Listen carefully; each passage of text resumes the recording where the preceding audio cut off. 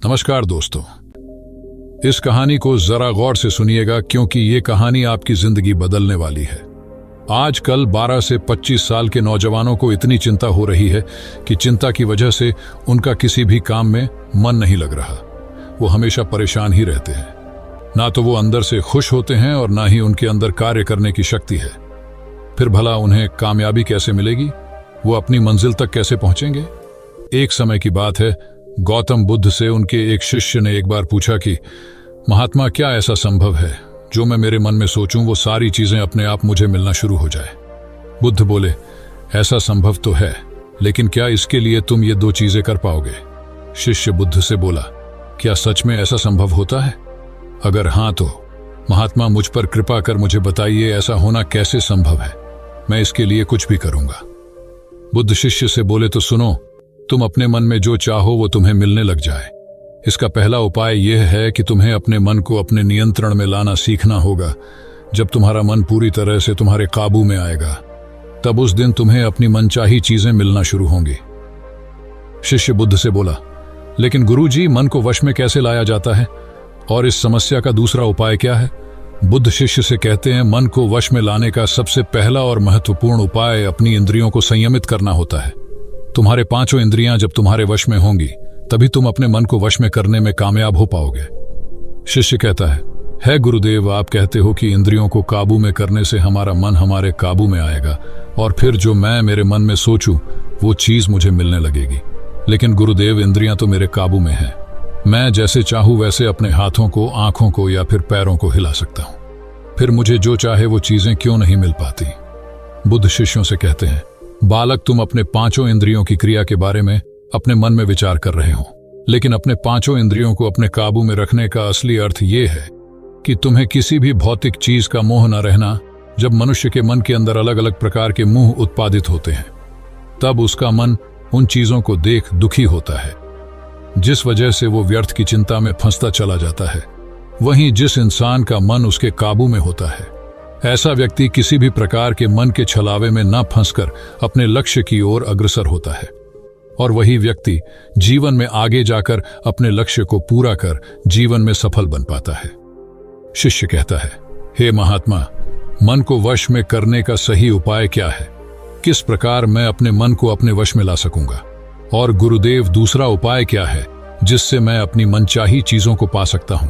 बुद्ध शिष्य से कहते हैं, तुम्हें अगर अपने मन को वश में करने का उपाय पता करना है तो तुम सामने दिख रहे पेड़ के नीचे 1 महीना हर दिन 2 घंटों के लिए मौन रहकर ध्यान करना सीखो।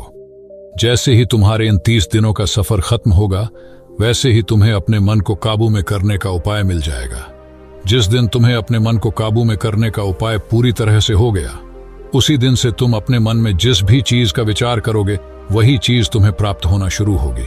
अगर तब तुम पैसे के बारे में या फिर संसार में मौजूदा किसी भी चीज के बारे में अपने मन में विचार करते हो, तो वो विचार तुम्हें अपनी मनचाही चीज को प्राप्त करने में तुम्हारी मदद करेगा। पर इसके लिए तुम्हें अपने मन को वश में कर पाना अत्यंत जरूरी है। जब तुम अपने मन को वश में कर लोगे, तभी मैं तुम्हें दूसरे उपाय के बारे में बताऊंगा। शिष्य बुद्ध को प्रणाम कर कहता है, ये तो काफी आसान कार्य है। 1 महीना ही क्या, मैं 1 साल तक 2 घंटे उस पेड़ के नीचे बैठ सकता हूं। आप मुझे आज्ञा दें, कल से ही मैं ध्यान में बैठने के लिए तैयार हूं। बुद्ध शिष्य से बोले, ठीक है, तुम पहले 30 दिन उस पेड़ के नीचे मौन रहकर ध्यान करके दिखा दो, फिर हम आगे बात करेंगे। उस शिष्य को लगता है, गुरुदेव ने तो मुझे बहुत ही आसान कार्य सौंपा है, इसे तो मैं आसानता पूर्वक कर सकता हूं। इसमें कौन सी बड़ी बात है? 1 महीना पेड़ के नीचे ध्यान ही तो लगाना है, इससे मैं आसानी से कर सकता हूं। शिष्य दूसरे दिन गौतम बुद्ध को प्रणाम कर उस पेड़ के नीचे मौन रूप से बैठ गया। 3-4 दिन तक ऐसे ही चलता रहा। शिष्य हर दिन बुद्ध के पास जाता है, उनको प्रणाम करता और उस पेड़ के नीचे जाकर मौन रूप से ध्यान करना प्रारंभ करता। लेकिन जब छठे दिन रोज की तरह शिष्य उस पेड़ के नीचे बैठने गया, तब उस समय उसका मन बेकाबू होने लगता है। उसके मन में अलग अलग चीजों के विचार आना शुरू होते हैं। उसने अब तक जिस लोगों से बुरा बर्ताव किया, अपने साथ गुरुकुल में पढ़ रहे भाइयों को उसने हर बार कैसे मूर्ख बनाया और अपनी तारीफ करने के लिए गुरुजी को कब कब झूठ बोला, इन सारी बातों के विचार उसके मन में उत्पादित होने लगे, जिससे उसका पूरी तरह ध्यान में मन लगना बहुत ही मुश्किल होने लगा। थोड़े दिन बीते। आज उस शिष्य का मौन रहकर ध्यान करने का 17वां दिवस था, लेकिन उसके मन में बार बार आते हुए गलत विचार उसे ध्यान को ठीक से करने नहीं दे रहे थे। इसके लिए उसने मन में निर्णय किया, मैं इस समस्या का हल गुरुदेव से पूछता हूं, उन्हें इसका हल जरूर पता होगा।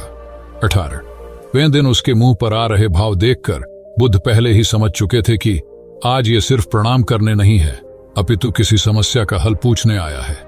शिष्य बुद्ध के पास जाता है और कहता है, ही महात्मा, आपके बताए अनुसार मैं हर रोज 17 दिनों से उस पैर के नीचे ध्यान लगाने बैठ जाता हूँ। शुरुआती दिनों में मैं जब ध्यान लगाने बैठता था, जब मेरा मन पूरी तरह लगता था, लेकिन अब उस पैर के नीचे जब मैं अपना ध्यान लगाने बैठ जाता हूँ तब मेरा ध्यान अच्छे से नहीं लग पाता। मेरे मन में अलग अलग प्रकार के विचार आते हैं। जो विचार मुझे आते हैं उनके बारे में सोचकर मुझे अपनी सोच के ऊपर गुस्सा आने लगता है। मैंने अपने गुरु भाइयों के साथ कितना गलत किया, कितनी ही बार मैंने आपसे प्रशंसा के खातिर झूठ बोला। इन सभी गलत और विचार मुझे अंदर से दुखी करते हैं और मेरा ध्यान टूट जाता है। मैं सोचने लगता हूं कि मैं कितना गलत था, जिसकी वजह से मेरा ध्यान पर मन लगना तो दूर में ध्यान करते समय इन्हीं विचारों से जूझता रहता हूं। है महात्मा, मुझ पर कृपा करें और मुझे इन गलत विचारों को अपने मन से पूरी तरह खत्म करने में सहायता कीजिए। बुद्ध शिष्यों से कहते हैं, तुम्हें जब मैंने पहले दिन मौन रहकर पेड़ के नीचे बैठने के लिए कहा था, अब तुम्हारे मन में किसी भी प्रकार के विचार नहीं आ रहे थे, लेकिन अब 18 दिन बीतने के बाद तुम्हारे मन में अपनी गलतियों के विचार उत्पादित हो चुके, जिसका कारण एक ही है।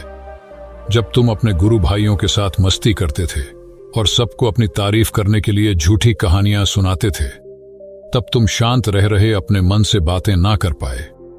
पूरे दिन गुरु भाइयों के सामने बढ़ावा करने में समय व्यतीत करते थे, लेकिन जब तुम अपने अंदर अपने मन से बातें करना प्रारंभ किया तो तुम्हें अपने आप ही अपनी गलतियों के बारे में विचार आने शुरू हुए, जिसका कारण एक ही है। व्यक्ति अपने आप से किसी भी सवाल को पूछता नहीं है। लोग शांत रहकर खुद से बात करना पसंद नहीं करते और दूसरों से अपनी समस्याओं का हल पूछकर उदास होते हैं। जब इंसान अपनी किसी भी प्रकार की समस्या का हल शांत रहकर अपने आप से पूछता है, तब उस वक्त उस व्यक्ति की बुद्धि खुद ब खुद उस समस्या को हल करने का रास्ता उस इंसान को बताना शुरू करती है। जब तुम अपने आप से बातें करना प्रारंभ करते हो, तब तुम्हें खुद की अच्छाइयां और बुराइयां दोनों दिखना शुरू होती है, जिसका फायदा तुम्हें भविष्य में होना शुरू होता है।